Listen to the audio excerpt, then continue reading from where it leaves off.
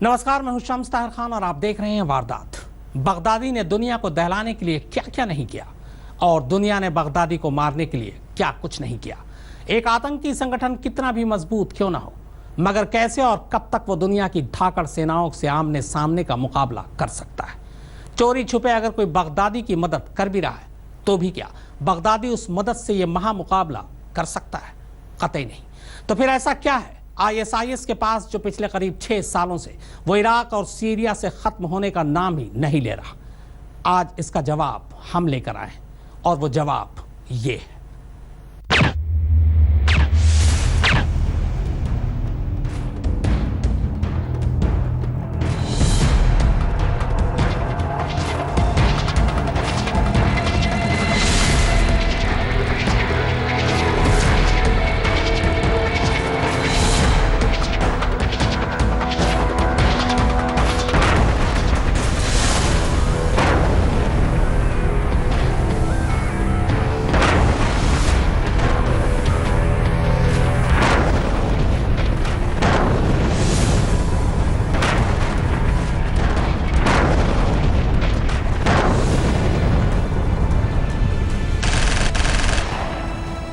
उसने नौजवानों को जिहादी बनाया, दुनिया खामोश रही।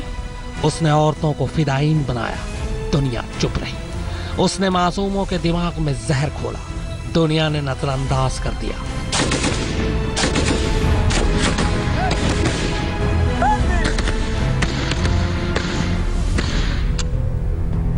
मगर अब जो ये कर रहा है, अगर उसे नजरअंदाज किया गया तो फिर शायद दुनिया ही नजर ना आए।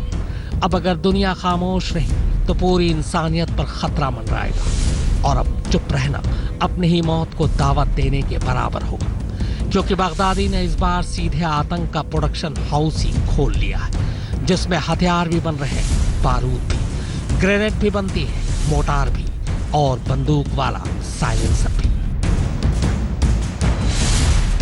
बगदादी के इस प्रोडक्शन हाउस की आज एक तस्वीर आपको दिखाएंगे। वो जखीरा दिखाएंगे जिसमें देसी रॉकेट, आईडी, ग्रेनेड और मोटार भरे पड़े।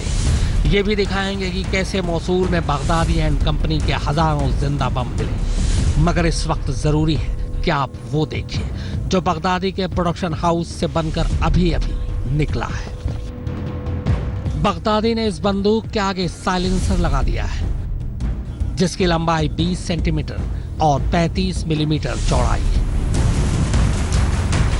बगदादी के प्रोडक्शन हाउस से निकला ये सबसे नया औजार है, जिसे लगाने के बाद बंदूक से निकलने वाली गोली की आवाज पूरी तरह खत्म हो जाती है। यकीन मानिए, इसे बंदूक के आगे लगाकर बगदादी के आतंकवादियों ने कोहराम मचा रखा है। अब तक मिली खबरों के मुताबिक करीब 2 दर्जन इराकियों को बगदादी के आतंकी साइलेंसर वाली बंदूक से मार चुके हैं।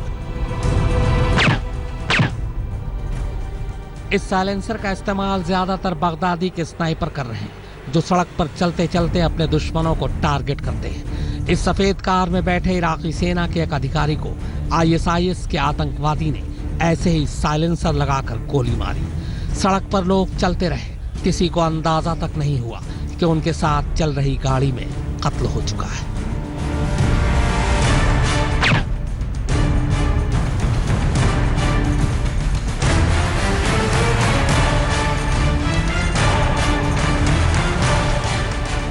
काली कार में सवार इस शख्स के साथ भी ऐसा ही हुआ। इराकी सरकार सरेराह हो रहे इन कत्ल से परेशान है, मगर उसके लिए सबसे बड़ी मुश्किल बन गया है बगदादी का ये साइलेंसर, जिससे आतंकवादियों को पकड़ने में बेहद दिक्कत आ रही है। सिर्फ सड़क पर ही नहीं, बल्कि जंग के मैदान में भी बगदादी के आतंकी इस साइलेंसर का जमकर इस्तेमाल कर रहे हैं। बगदादी के प्रोडक्शन हाउस में बने इस साइलेंसर को लगाकर आतंक के गुर्गे निशानची बन गए हैं। अब वो आमने सामने की लड़ाई की बजाय छुपकर बिना आवाज के इराकी सैनिकों को मार रहे हैं। हालांकि बगदादी के ये निशानची पिछले कई हफ्तों से जंग के मैदान में थे, मगर जितना नुकसान उन्होंने अब तक नहीं किया, उससे कई गुना ज्यादा नुकसान वो अपनी बंदूक के आगे साइलेंसर को लगाकर कर चुके हैं। बगदादी ने इन्हें फरमान दिया है कि ना तो एक भी गोली जाया जाए और ना ही गोली किधर से आई इसका अंदाजा लग पाए। लिहाजा जब तक इराकी सैनिक इस टारगेट के बीचों बीच में नजर नहीं आ जाते तब तक ट्रिगर नहीं दबता।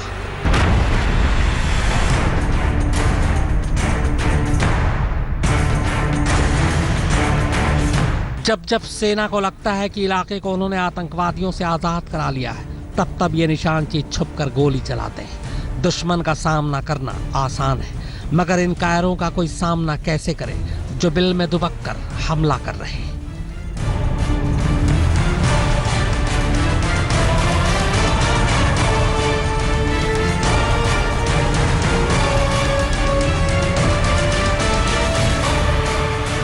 आज तक ब्यूरो।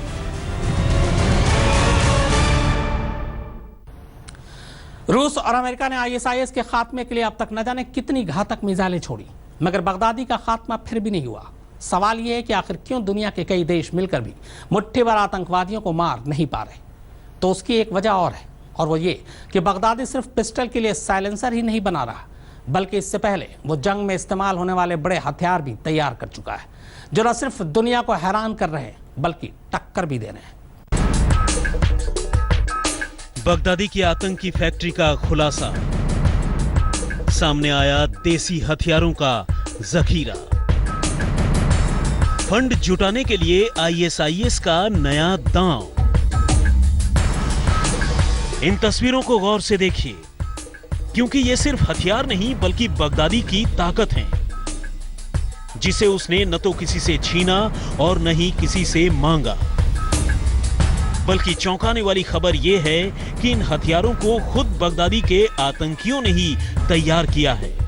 वाकई ये दुनिया के लिए बड़ी चेतावनी है, क्योंकि अगर यूं ही खुद अपने पैरों पर बगदादी खड़ा होने लगा तो वो दुनिया को जीने नहीं देगा।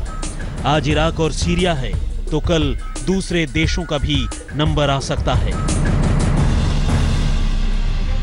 हाँ, इतना जरूर है कि इतने सालों के संघर्ष ने बगदादी से उन तेल के कुओं को छीन लिया है जिनसे पैसे कमाकर वो तबाही के लिए हथियार खरीदता था।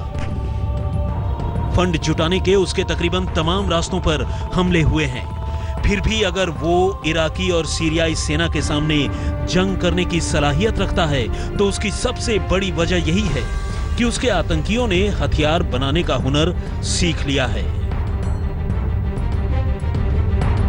बम, बारूद, सब कुछ है यहाँ, वो भी इतनी बड़ी तादाद में कि बड़े आराम से महीने 2 महीने की जंग लड़ी जा सकती है। Grenade, mortar, IED, rocket. Baghdadi की इस घातक तैयारी का खुलासा तब हुआ जब सीरिया और इराक में आतंकी ठिकाने पर सेना ने कब्जा कर लिया। आतंक का ये ठिकाना आतंकियों के बनाए इन देसी हथियारों से पटा पड़ा था। पकड़े गए हथियारों की बनावट और उस पर की गई मार्किंग से ये बात बिल्कुल साफ थी कि हथियार बगदादी के कारखाने में ही बने हैं। शायद इन्हीं कंट्री मेड हथियारों के दम पर चौतरफा हमलों के बावजूद आईएसआईएस के आतंकवादी मैदाने जंग में डटे हुए थे। और हकीकत ये है कि वो अब भी हर हमले का जवाब दे रहे हैं। उन पर वार हो रहा है तो पलटवार भी कर रहे हैं। एक रिपोर्ट के मुताबिक इस्लामिक स्टेट ने इराक के मोसूल में बड़े पैमाने पर ऐसे हथियार तैयार किए जो सेना के हथियारों के स्टैंडर्ड के मुताबिक भी हैं, यानी ये हथियार जंग में बेहद कारगर हैं। सीरिया और इराक में हथियारों की निगरानी करने वाले कॉन्फ्लिक्ट आर्मामेंट रिसर्च यानी CAR के मुताबिक हथियार बनाने के लिए आईएसआईएस के आतंकियों को तुर्की से कच्चा माल मिल रहा है और हथियार बनाने का ये काम बगदादी ने अपने एलीट आतंकियों को दे रखा है, जो अलग अलग ठिकानों पर खतरनाक हथियार बना रहे हैं। CAR की रिपोर्ट के मुताबिक आईएसआईएस अपने हथियारों में जमकर रासायनिक विस्फोटकों का भी इस्तेमाल कर रहा है। यह खुलासा बगदादी के 1-2 नहीं बल्कि उन 6 कारखानों की जांच के बाद हुआ है जहां आतंकी लगातार हथियार बना रहे थे। इस्लामिक स्टेट के हथियारों की बात सिर्फ यहीं खत्म नहीं होती। कहा यह भी जा रहा है कि पैसों की कमी से जूझ रहा बगदादी अब इन हथियारों को दूसरे आतंकी संगठनों को भी बेचना चाहता है। बगदादी का नेटवर्क सीरिया और इराक के बाहर भी कई मुल्कों में फैला है और दुनिया के कई आतंकी संगठन उसके संपर्क में हैं। यही वजह है कि बगदादी खुद के बनाए हथियारों के जरिए न सिर्फ मैदाने जंग में दुश्मन सेना का सामना कर रहा है, बल्कि दूसरे आतंकी संगठनों को हथियार बेचकर पैसा कमाने की फिराक में है। ताकि वो इस पैसे से अपनी आतंक की सल्तनत बरकरार रख सके। आज तक ब्यूरो।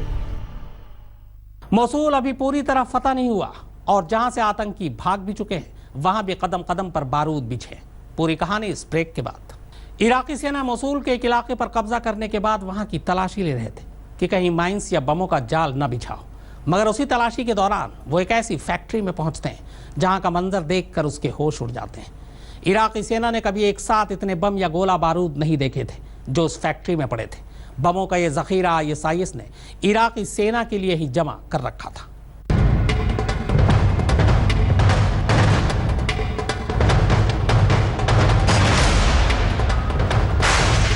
मोसूल में ISIS को लगा जोरदार झटका।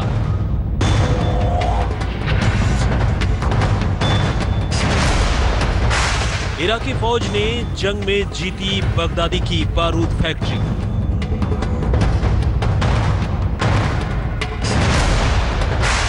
हजारों जिंदा बमों को छोड़कर भागे बगदादी के गुर्गे।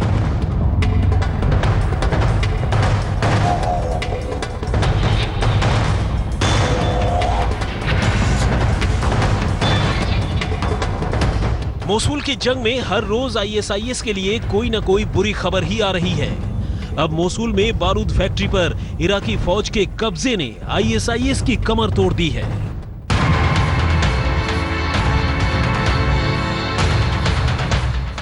बगदादी की बारूद फैक्ट्री में नजर आते ये हजारों जिंदा बम इस बात की तस्दीक करने के लिए काफी हैं कि बगदादी एंड कंपनी के मंसूबे कितने खतरनाक थे। ये तमाम बम दरअसल बगदादी ने मोसूल पर अपना कब्जा जमाए रखने के लिए इकट्ठा किए थे।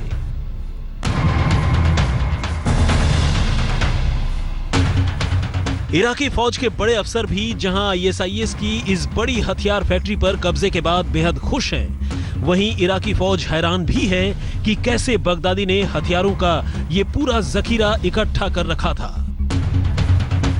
मोसूल से बरामद हथियारों की ये अब तक की सबसे बड़ी खेप है।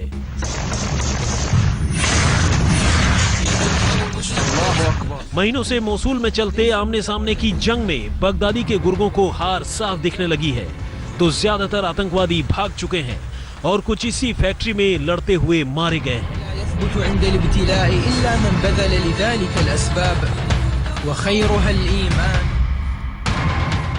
ISIS से बरामद हथियारों के इस जखीरे में जहां सैकड़ों जिंदा बम हैं, वहीं हजारों की तादाद में इस्तेमाल किए गए बमों के खोल भी हैं।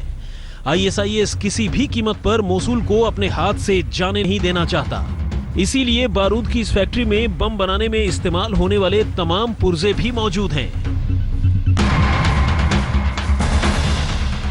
बगदादी के हाथ से फिसली इस फैक्ट्री में कहीं भी नजर दौड़ाएं, हर जगह तबाही मचाने वाले हथियार मौजूद हैं। इन हथियारों को देखकर समझा जा सकता है कि अब तक हजारों बेगुनाहों की जान लेने वाले दुनिया के सबसे खतरनाक आतंकवादी संगठन के मंसूबे कितने खतरनाक हैं।